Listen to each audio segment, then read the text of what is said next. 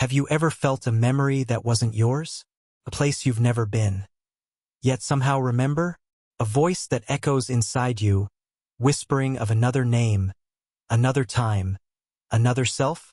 For as long as humanity has existed, this question has followed us like a quiet shadow. Do we live only once? Or do our souls return, wearing new faces across the ages? Across cultures, continents, and centuries, the same intuition appears again and again. That life is not a straight line, but a circle. That birth and death are not opposites, but movements in a greater rhythm, like inhaling and exhaling within the lungs of eternity. In the soft hum between those two breaths, perhaps the soul remembers who it once was. Imagine this moment. A newborn opens its eyes. Its lungs fill with air for the first time. Yet behind those eyes lies a calm too deep for innocence, like an ocean older than the shore. Could it be that something ancient looks out through those eyes, something that has lived before? Modern science might call it imagination. Religion might call it mystery. But in the silence of night, when we dream of people we've never met, when we wake with words from forgotten languages on our tongues, the question arises again, what if memory itself is older than our bodies? The idea of reincarnation has enchanted and unsettled the human spirit for millennia. It speaks not of endings, but of return. Not of judgment, but of opportunity. The soul's journey through countless forms, refining itself, learning love in all its colors.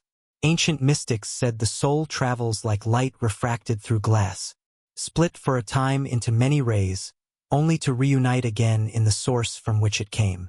And perhaps, every lifetime is one ray, distinct, beautiful, and necessary. But what is this source? Is it the universe itself, or something beyond it? Is the soul an immortal traveler, or a dream that consciousness dreams of itself? To answer that, we must go back, to the dawn of civilization, to temples carved from stone and scrolls inked in sacred fire, where priests and philosophers sought to map not the heavens above, but the heavens within. They believed that death was not a wall, but a doorway, and that beyond that doorway lay not darkness, but memory. So tonight we begin our journey through the ages, through Egypt's silent tombs, India's endless hymns, and Greece's timeless questions, to uncover how our ancestors understood what we call the soul, and what it means to be reborn. Because if reincarnation is real, then every face we see could be a mirror from another time. Every stranger could be someone we once loved, once were, or once will become. And if life is indeed a circle, then perhaps, as the poet said, we do not start at birth, nor end at death, but awaken and sleep, within the same divine dream. But where did this dream begin? Who first whispered the secret that the soul does not die, but transforms? And what if they were right? What if you have lived before, and this life is simply the next chapter of a story that never truly ends? In the next part, we travel to the world's first civilizations, where kings and mystics mapped eternity in hieroglyphs and mantras, and where the cycle of rebirth was not a theory, but a way of life. Could the ancients have known something we have forgotten? Long before our modern world questioned the soul, ancient civilizations already spoke of its return. In the golden sands of Egypt, the sacred mountains of India, the marble temples of Greece, and the hidden monasteries of Tibet, one truth echoed across cultures. Life is a circle, and death is but a turning of that wheel. Let us begin in ancient Egypt, where the soul, called Ba, was believed to travel between realms. To the Egyptians, death was not an ending but a passage into the next phase of existence. The Ba, often depicted as a bird with a human face, would leave the body each night, returning to it at dawn. It was thought that after death, the Ba continued its journey through celestial landscapes, judged not for punishment but for transformation. In the Book of the Dead, the soul is guided by spells, maps of light and shadow, to help it navigate the afterlife and find renewal in the cosmic cycle of Ra. The sun god who died each night only to be reborn each morning. To die, therefore, was to return to the source, to merge once more with the eternal current, and emerge again, purified, ready to live anew. Tombs were not graves. They were gateways, and the hieroglyphs carved upon them were not laments, but instructions for rebirth. Meanwhile, thousands of miles east, in the sacred lands of India, another ancient people spoke of the same mystery, though in different words. They called it samsara, the endless wheel of birth, death, and rebirth. The Vedic hymns, among the oldest spiritual texts on earth, describe a soul that moves from form to form, carried by the currents of karma, the invisible patterns of thought and action that shape destiny. To live well was to move upward through that spiral, closer to liberation. To live blindly was to wander the cycle again and again. The sages of the Upanishads spoke of the soul, the Atman, as eternal, a drop of the infinite ocean of Brahman, the universal consciousness. And when that drop remembers its true nature, the cycle ends. Freedom, moksha, is not escape from life, but the awakening within it. It is the realization that the soul was never bound, only dreaming. In the marble cities of ancient Greece, a similar idea took root. The philosopher Pythagoras, known for his mathematics, believed that numbers were divine and that souls, like harmonies, shifted form but never lost their melody. He taught that after death, souls could return as humans, animals, even stars, each lifetime a note in the greater music of existence.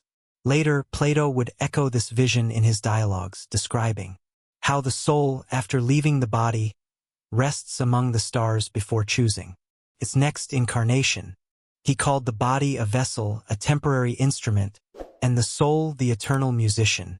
In the myth of Air, Plato describes a warrior who glimpses the afterlife and witnesses souls selecting new lives before returning to earth, some choosing lives of simplicity, others of power, each guided by what they had learned before.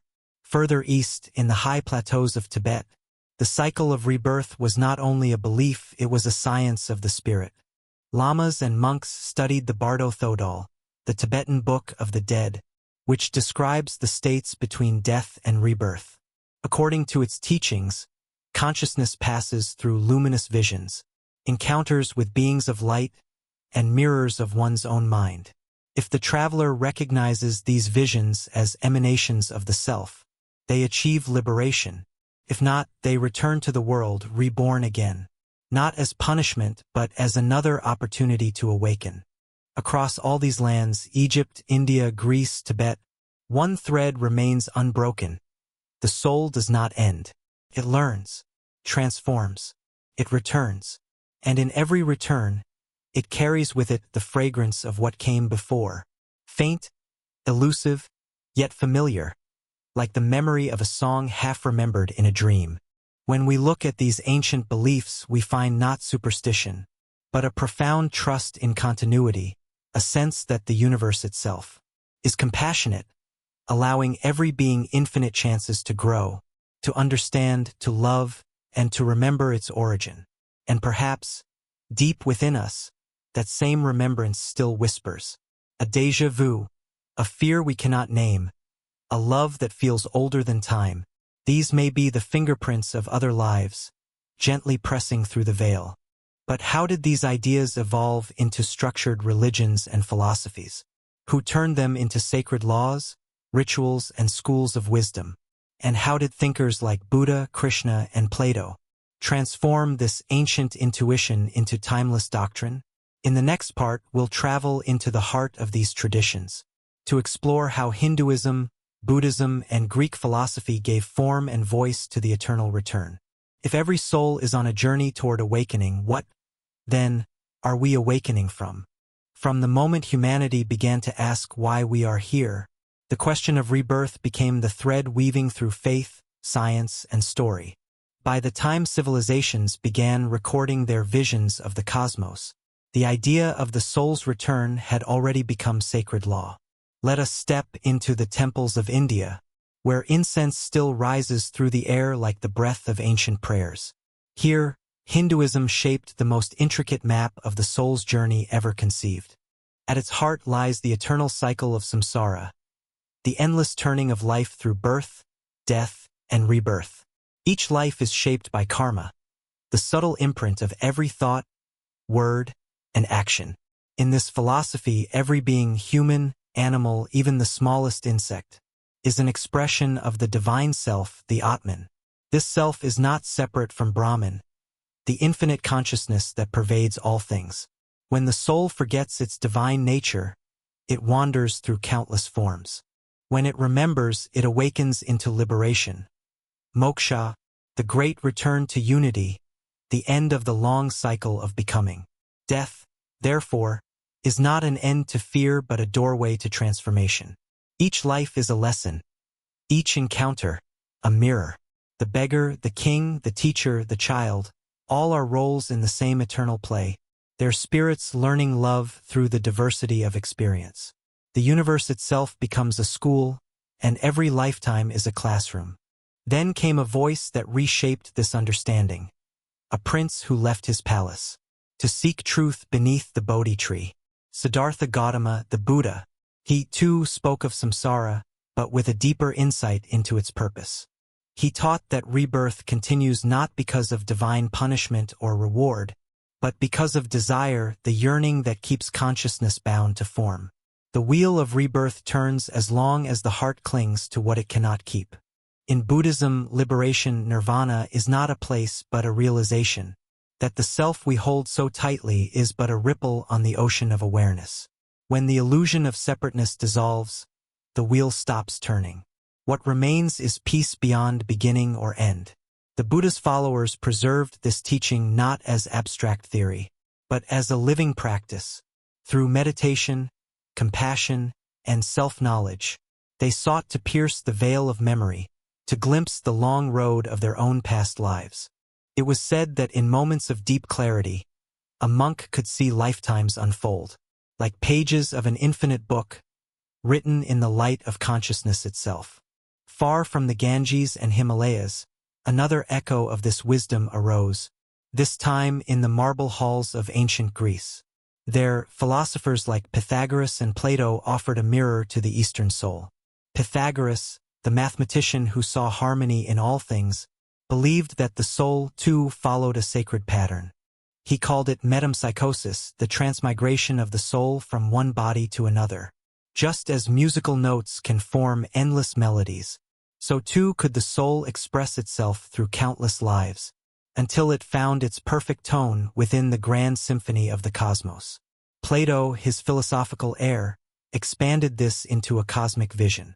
In his dialogue Phaedrus, he wrote that the soul, before birth, soars through the heavens and contemplates truth in its purest form. But when it descends into flesh, it forgets. Every act of learning, every spark of inspiration, is not the discovery of something new, but the remembrance of what was once known.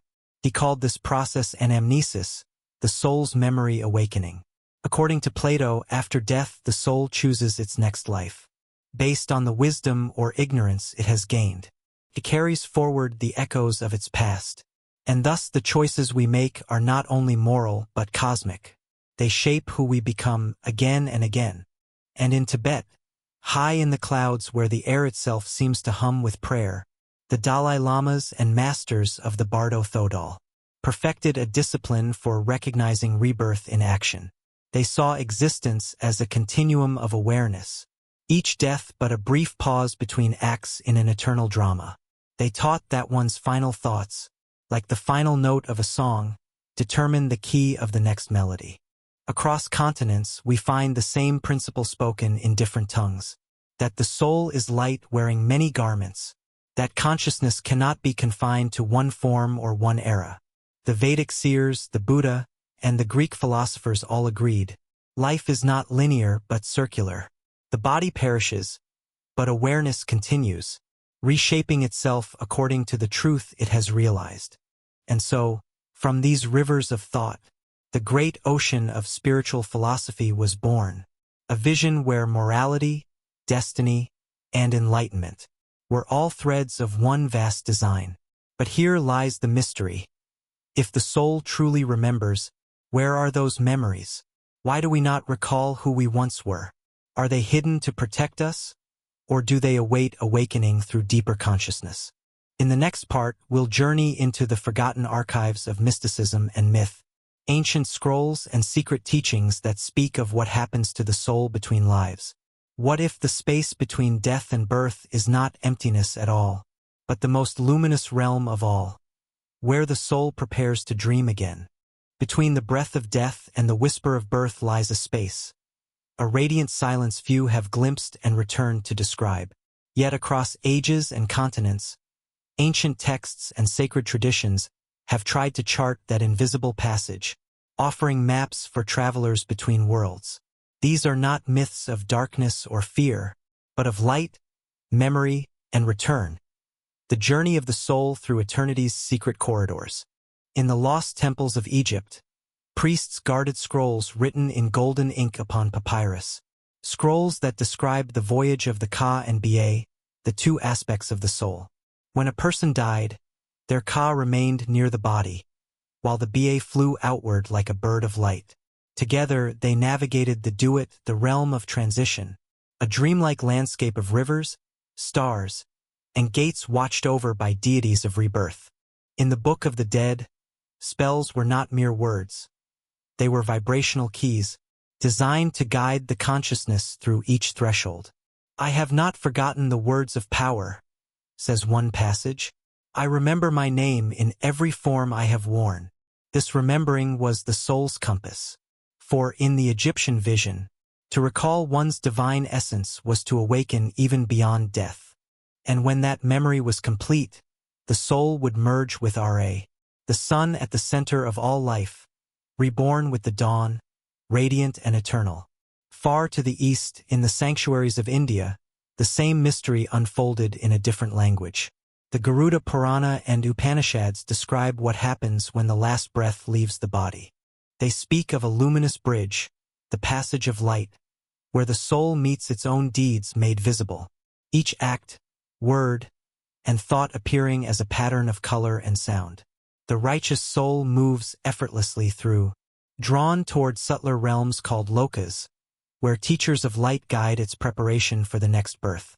Others linger in gentler spaces, surrounded by those with whom they share unfulfilled lessons.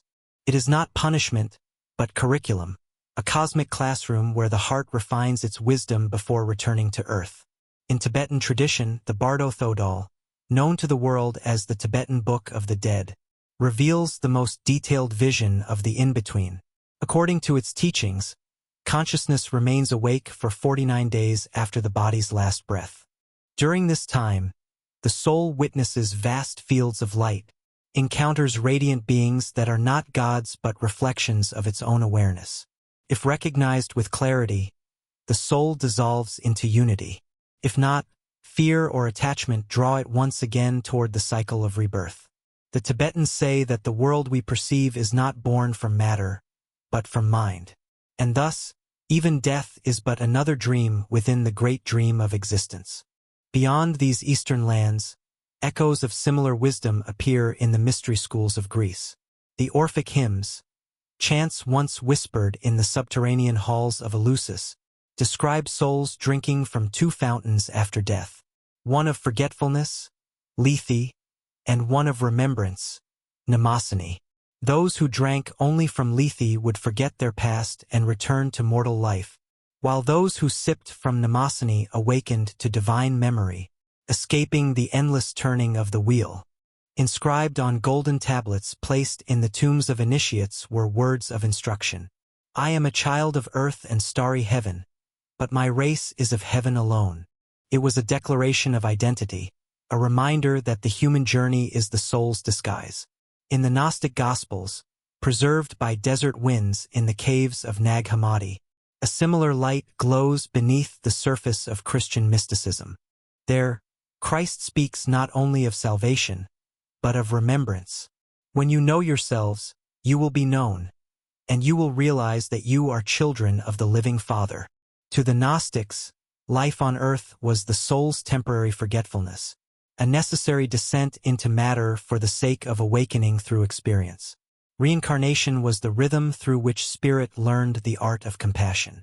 From Egypt to India, Tibet to Greece, and through the veiled pages of Gnostic lore, the pattern is constant.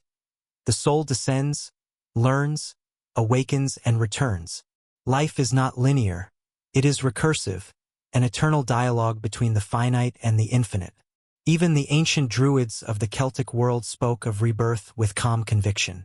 For them, the soul was a traveler through realms both seen and unseen, its essence carried by the wind, its memory woven into the trees. To die was to change form, not to vanish. The oak would fall, yet its seed would rise again. A perfect metaphor for consciousness itself. All these traditions, separated by oceans and millennia, sing the same cosmic refrain. The soul is never lost.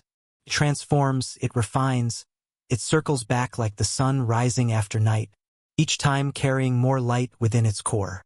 Perhaps these forgotten texts are not merely records of belief, but echoes of something humanity once knew, a memory buried deep within the collective spirit, waiting for each of us to rediscover in our own silence.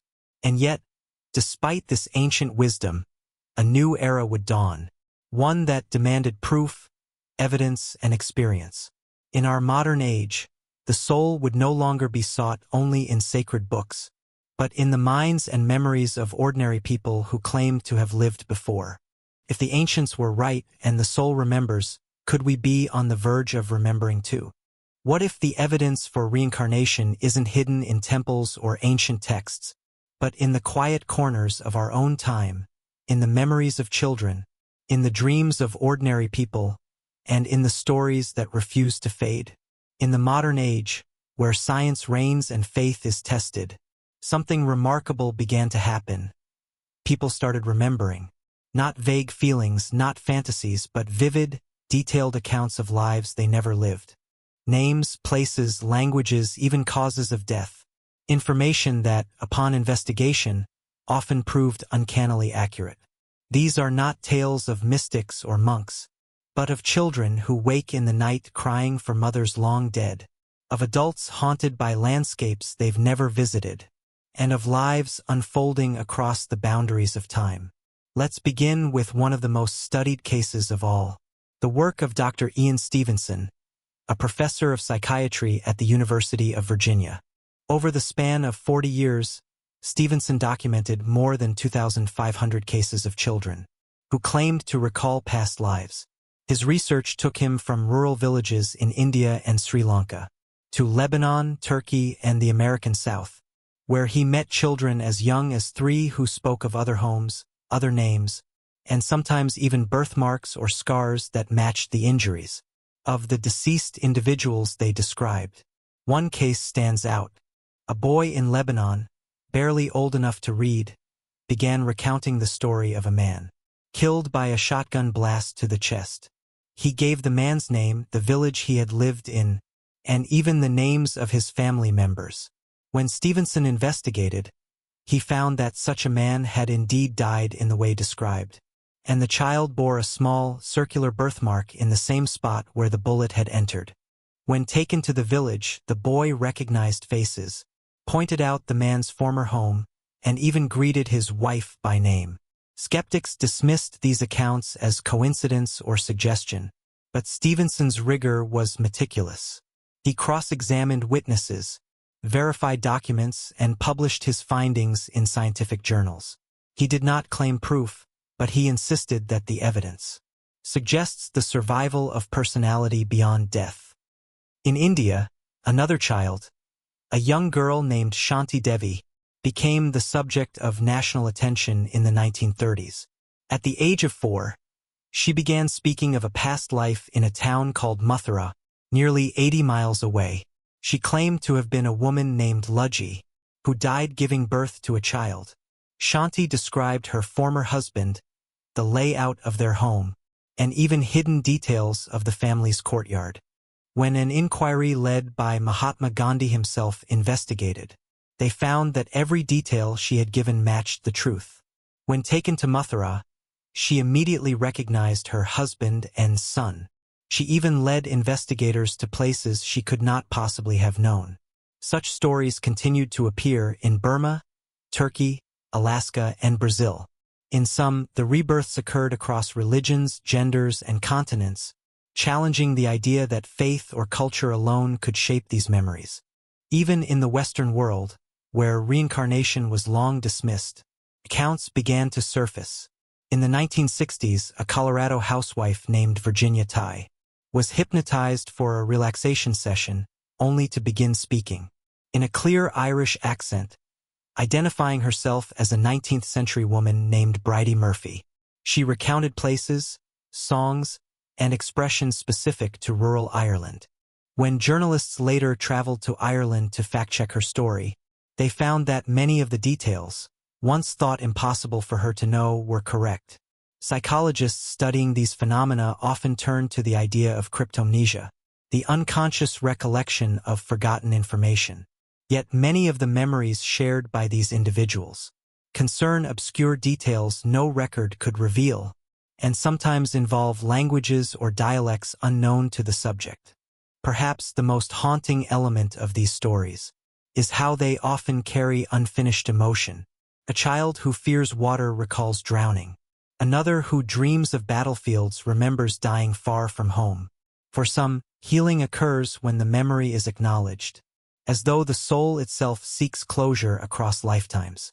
Modern researchers like Dr. Jim Tucker, Stevenson's successor, continue to study these cases with open-minded caution. He has said, "When a child insists again and again that they have lived before, and the evidence aligns, it challenges us to reconsider what we mean by memory, self, and life itself." Beyond academia, regression therapy has offered another window.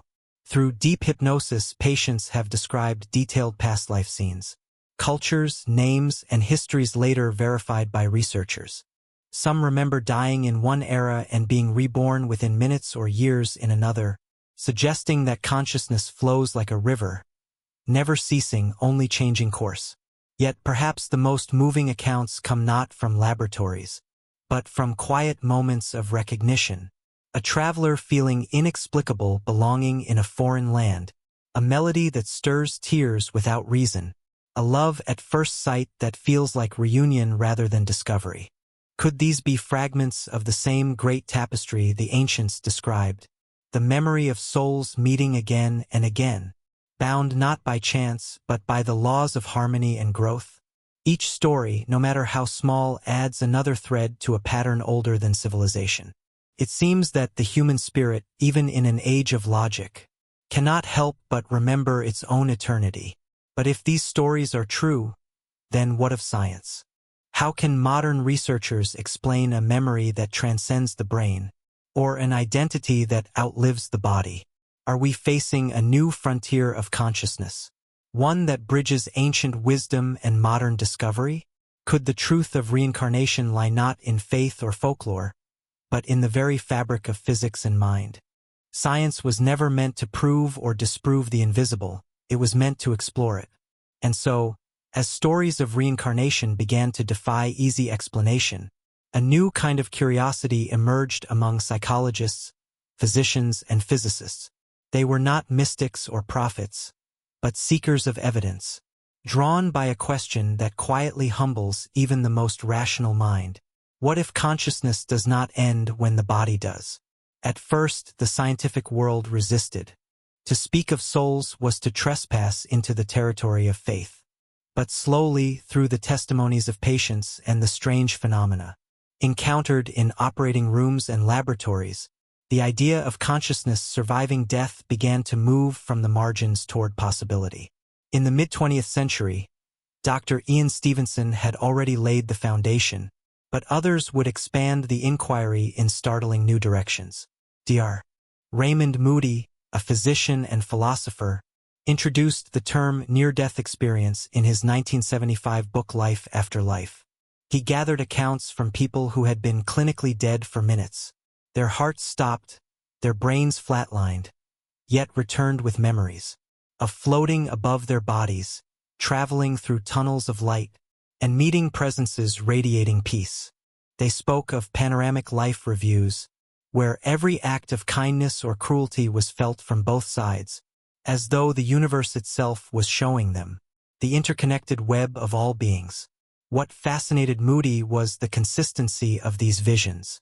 Across cultures, languages, and religions, they seemed less like hallucinations, and more like windows into a realm beyond perception. Soon after, Dr.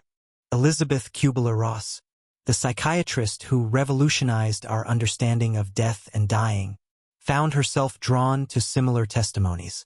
Her patients, some religious, others skeptical, described a radiant transition that dissolved all fear. Death is simply a shedding of the physical shell. She once wrote, "A moment of liberation, not an ending." By the late 20th century, medical technology had advanced enough to bring patients back from states once considered irreversible. And with those returns came more stories, remarkably similar ones. In hospitals around the world, doctors and nurses heard of people who saw distant rooms, described details that could later be verified, or met deceased relatives who told them it was not yet time. One of the most rigorous studies came from Dr. Sam Parnia, a critical care physician and director of the AWARE project, a multi-hospital investigation into consciousness during cardiac arrest. Using hidden visual targets and timed audio stimuli, Parnia sought to determine whether awareness could exist when the brain had no measurable activity. Some patients, after resuscitation, described events in the room that matched the moments when their hearts had stopped. Parnia concluded carefully, consciousness may be a separate entity from the brain, able to continue for at least some time after biological death. Parallel to this medical research, a smaller group of scientists explored consciousness through psychology and quantum theory. Physicists like David Bohm proposed that reality itself is an interconnected hologram, every part containing the whole, every mind reflecting the universe. If the brain is a receiver, not the source, then death may simply be the retuning of a cosmic frequency. Neuroscientists studying memory and perception found further mysteries. Under hypnosis, some subjects accessed detailed memories of historical periods they had never studied, or described lives with emotional depth impossible to invent. Though skeptics call this suggestion or archetypal imagination, others, like Dr. Helen Wambach and Dr. Brian Weiss, found recurring patterns in thousands of such regressions, shared memories of transitions, healing, and lessons carried between lives. Weiss, once a conventional psychiatrist, became an unwitting pioneer after a patient, under hypnosis, began recalling vivid scenes from ancient Egypt and Greece, offering personal information that no one could have known. When these regressions healed her long-standing phobias, Weiss began to wonder, was the mind capable of reaching beyond time itself? In physics, new voices joined the chorus. Theoretical models like the quantum consciousness hypothesis suggest that awareness might be woven into the very structure of spacetime. If the universe is a field of energy in constant transformation, then consciousness could be the pattern that survives the forms it inhabits, just as a melody continues even when played on a different instrument. Some researchers point to the law of energy conservation, that energy can neither be created nor destroyed, only transformed. If consciousness is a form of energy, then perhaps death is merely its transformation, its migration into another mode of being. Yet for all the data, for all the case studies and EEG readouts, science still cannot measure the soul directly, can only trace its fingerprints, the inexplicable continuity of self, the flashes of memory, the serene testimonies of those who have crossed the threshold and returned. And so the scientific inquiry becomes, in its own way, spiritual. The closer we approach the mystery, the more we sense that the mind and universe are reflections of the same infinite intelligence. Some call it consciousness, others spirit. But whatever its name, it seems to whisper the same truth, that awareness is not born with the brain, and it does not die with it. If the frontier of science is now touching the edges of eternity, then perhaps the next great discovery will not be made in a telescope or microscope, but within the quiet depths of the human mind itself. What if the universe studies itself through us, and reincarnation is simply consciousness continuing its own experiment in time? If everything in the universe is made of energy, then could the soul be the subtlest form of that energy, a vibration that never fades, only changes its rhythm? Across philosophy, science, and spirituality, this question has become the meeting point between mysticism and modern thought. Long before physics spoke of fields and frequencies, ancient mystics described the cosmos as a single living web. The Vedic sages called it prana, the breath of life flowing through all things. The Chinese named it qi, the current that animates heaven and earth. To the Greeks it was pneuma, and to mystic Christians, spiritus. Different words, same essence. An invisible force that gives rise to form. In every tradition, consciousness is not confined to the body. It is the field in which the body appears. Just as waves rise and fall upon the same sea, so too do souls emerge and dissolve within the greater ocean of being. This understanding forms the quiet heart of reincarnation. The soul is not a traveler moving through space. It is energy shifting its pattern within the timeless unity of all things. Modern science, in its own way, has begun to echo this. Quantum physics reveals that matter is not solid but energetic, that every atom hums with vibration, and that particles can exist in multiple states at once, connected across distance in mysterious harmony. This interconnectedness, known as quantum entanglement, suggests that separation itself may be an illusion. If so, could consciousness be the universal field that binds every particle, every being, every thought? The physicist Erwin Schrödinger, one of quantum theory's founders, once wrote, "Consciousness is a singular of which the plural is unknown." He implied that there is only one awareness, expressing itself through countless forms, like sunlight refracted through 1,000 drops of dew. When a drop evaporates, the light does not die. It simply returns to the sky. Mystics across time have said the same in poetry. The Sufi master Rumi whispered, "You are not a drop in the ocean. You are the entire ocean in a drop." This is not metaphor, it is physics of the spirit. If consciousness is a field, then reincarnation is the field's natural rhythm, its continual renewal through the forms it inhabits. Consider the work of Dr. Rupert Sheldrake, a biologist who proposed the idea of morphic resonance, that memories and behaviors are not stored solely in brains, but in an invisible field shared by all life. According to this theory, every act of learning imprints upon the collective memory of the species, making it easier for others to access that same knowledge. If true, then reincarnation may not be a personal journey alone, but an echo of the universe remembering itself through us. Eastern mystics would nod knowingly at this. In the Bhagavad Gita, Krishna tells Arjuna, "As one puts on new garments, so the embodied soul takes on new bodies." But the deeper meaning is that consciousness itself is the garment maker. It spins form after form to experience its own reflection. In the Himalayan monasteries, Tibetan lamas describe this energy as tukdam, a state achieved by advanced meditators at death, when consciousness withdraws gradually from the body. For days, even after clinical death, the body remains warm, its cells untouched by decay, as if held by a gentle inner light. To the monks, this is not miracle but mastery, the demonstration that life force does not end. It simply moves inward to another plane of vibration. The same principle appears in the rhythms of nature. A forest burns, and from its ashes new life begins. A star collapses, and its fragments seed entire galaxies. Nothing is truly lost. It only changes form. Perhaps the soul, too, follows this cosmic rhythm. A spark that burns in countless shapes, learning, evolving, expanding toward ever greater coherence. When scientists measure the brain, they detect waves, alpha, theta, delta, frequencies of thought and feeling. But what if those are not the origin of consciousness, only its footprints within matter? What if awareness is the current itself, and the brain merely a receiver tuned to its wavelength? Imagine consciousness as music, and each life as a new instrument playing the same melody.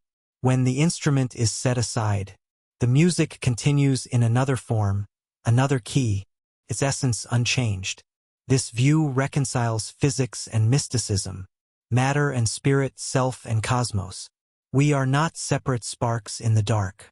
We are patterns of one radiant energy, dancing through the cycles of creation. The poet Tagore once wrote, "The same stream of life that runs through my veins, runs through the world and dances in rhythmic measures." To realize this is to glimpse the heart of reincarnation, not as repetition but as renewal. And if the soul is energy, then our thoughts, our love, our awareness are not confined by time or death. They ripple outward through the great field, weaving new worlds of possibility. What if every heartbeat, every thought, is not contained within us, but is the universe pulsing through its own reflection, learning once again to recognize itself? If the soul truly returns again and again, then why? What force draws it back into the luminous rhythm of birth and memory, joy and sorrow, gain and loss? Is reincarnation simply repetition? Or is it the universe's way of learning through experience, of knowing itself through the mirror of human life? Across all wisdom traditions, one theme endures: the soul reincarnates not out of punishment, but for evolution. Each life is a chapter in an infinite curriculum, where love, compassion, and awareness are the subjects, and time is the patient teacher. The Hindu Upanishads describe the soul's journey as a spiral, not a circle. It does not return to the same place. It rises each time, like a flame climbing through the air. Every birth is an opportunity to refine perception, to remember a little more of the divine essence hidden within. And when that remembering becomes complete, the cycle ends not as escape but as awakening. The Buddha spoke of this in gentler terms. For him, rebirth was not a cosmic rule imposed from outside, but the natural unfolding of desire and ignorance. When the mind clings to possessions, identities, or outcomes, it weaves the conditions for another life. But when the heart releases its grasp, when awareness rests in its true nature, then even the wheel itself becomes transparent. The sage no longer travels. The sage is the path. In this light, reincarnation is not a mechanism of fate, but a compassion of the cosmos, a system of second chances written into the design of being.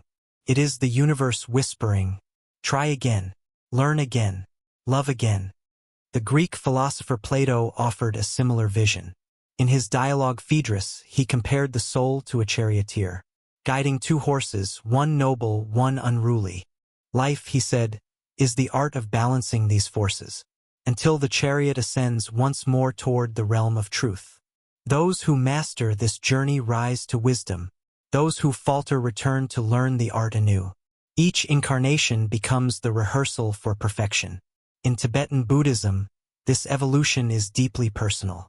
A realized teacher may choose to return deliberately, not out of karma but compassion.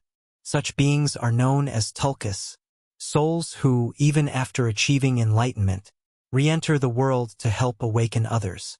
It is said they recognize their new bodies while still children, continuing their work seamlessly across centuries. In them, reincarnation becomes not necessity, but service, proof that love itself transcends the boundary of death. In the Kabbalistic tradition of Jewish mysticism, the same idea emerges under a different name: Gilgul Neshamot, the rolling of souls. Each return is a chance to correct imbalance, to complete unfinished threads of the tapestry. The purpose is not perfection for its own sake, but harmony, each soul adding its color to the divine design. Even in the quiet philosophy of modern humanism, we find echoes of this truth. Every generation inherits not only the genes of its ancestors, but their dreams, their fears, their lessons. We live their unfinished questions, and in answering them we lift humanity a little higher. Is this not also a form of reincarnation? Seen this way, the purpose of rebirth is not about escaping the world, but deepening our relationship with it. Each life is a thread in the vast loom of existence. One may be born into wealth to learn generosity, another into struggle to discover inner strength. Each encounter, friend or foe, joy or loss, becomes the teacher the soul itself requested before returning. The universe, then, is not a random theater, but a sacred classroom of consciousness. Every emotion is an experiment in empathy, every failure a lesson in humility, every love a rehearsal for eternity. When viewed through this lens, even suffering takes on new meaning. It is not punishment but purification, a fire that tempers the spirit, reminding it that pain is not the opposite of peace, but the seed of understanding. The soul, ever patient, gathers these lessons lifetime after lifetime. It learns to see through the illusion of separateness, to recognize itself in every face, every form. And when it finally understands that all beings are one being, all hearts one heart, its journey is no longer a wandering through time, but a return to its true home, awareness itself. Philosophers have long debated whether purpose lies within or beyond the human story. But perhaps the answer is simpler. Perhaps meaning is not something we find, but something we remember. And reincarnation is the remembering process itself. A long, beautiful unfolding of the infinite into the finite, until even the smallest gesture becomes sacred. For in the end, the soul may not seek perfection at all, but intimacy with life, with love, with the divine. Each return is a deepening of that relationship, a renewed chance to experience the universe through different eyes. What if the purpose of reincarnation is not to escape the world, but to learn how to love it more completely each time we return? There are moments when the veil between life and eternity grows thin, moments when the body falters, the breath stills, and consciousness, untethered from its vessel, drifts into realms where time no longer flows as we know it. These are the near-death experiences, windows through which countless souls have peered and returned transformed. For centuries, such accounts were whispered in secret, dreams dismissed as hallucination or visions born of a dying brain. Yet, as medicine advanced and more people were revived from clinical death, a pattern began to emerge. No matter the culture, the faith, or the century, the stories were hauntingly similar. They spoke of rising from the body, watching doctors and nurses work below with calm detachment. They spoke of a tunnel or passage filled with radiant light, not blinding, but warm and intelligent, as if the universe itself had taken form to welcome them. There was no fear, only clarity. No sound, but a music that seemed woven from harmony itself. Many described meeting beings made of pure radiance. Some recognized as loved ones, others beyond name. Some saw their entire lives unfold in an instant, not as a judgment but as understanding. Each thought, each act, felt through every other heart it touched. Love and empathy were not virtues in that realm. They were the laws of existence. Dr. Raymond Moody, the physician who coined the term near-death experience, called this moment the life review, a panoramic consciousness where the self witnesses its ripple through creation. Those who returned often carried with them a new perception of life, a serene conviction that death was not an ending, but a continuation in another octave of being. Dr. Pim van Lommel, a Dutch cardiologist, studied hundreds of such cases in hospital settings. His patients, many declared clinically dead for minutes, returned describing events that matched external reality. Instruments, conversations, procedures, while their brains showed no measurable activity. Van Lommel concluded that consciousness might exist independently of the brain, functioning like a signal that persists even when the receiver is off. Others, such as Dr. Eben Alexander, a neurosurgeon once skeptical of any spiritual claim, experienced this mystery firsthand. After falling into a coma from bacterial meningitis, he reported traveling through vast realms of light and color, guided by an indescribable presence he felt to be both personal and universal. When he awoke, he said simply, "I was home, and now I know it never ends." What is striking is not just the beauty of these reports, but their consistency.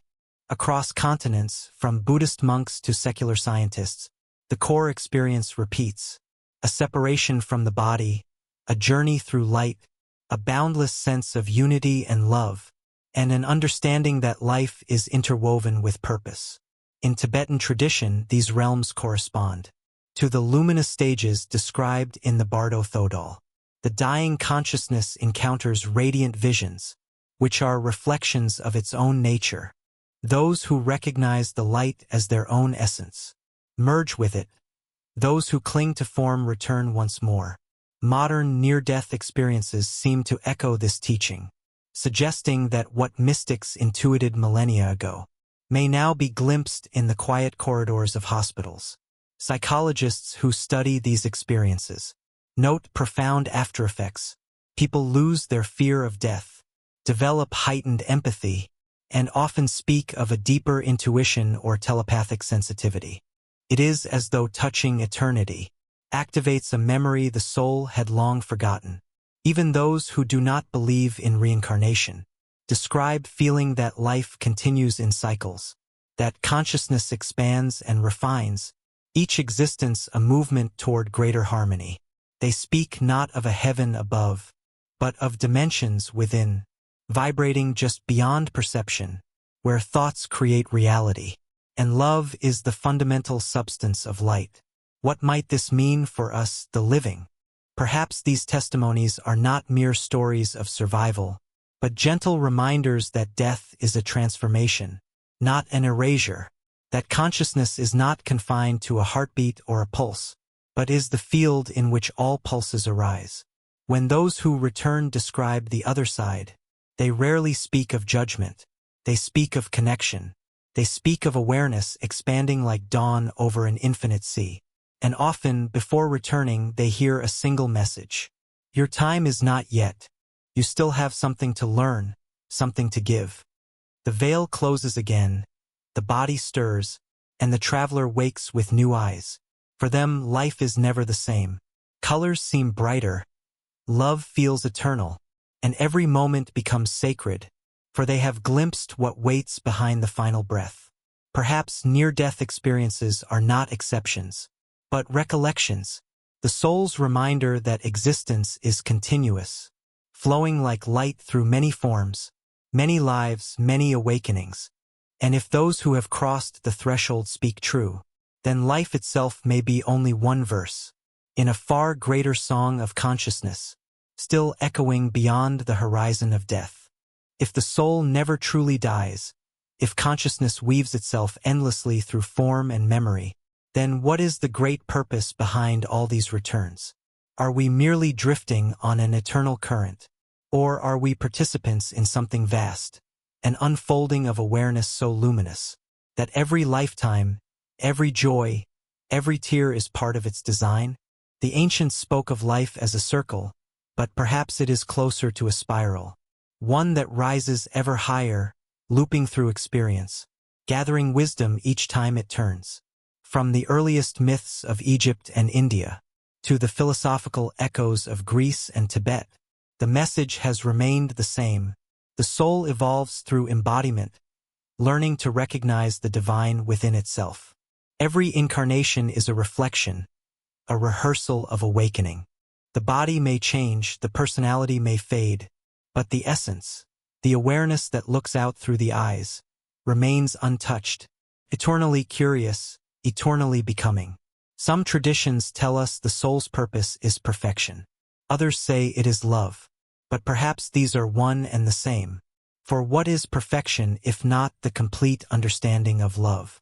The realization that to love is to know, and to know is to be one with everything that exists. When viewed from this higher vantage, reincarnation ceases to be a question of belief.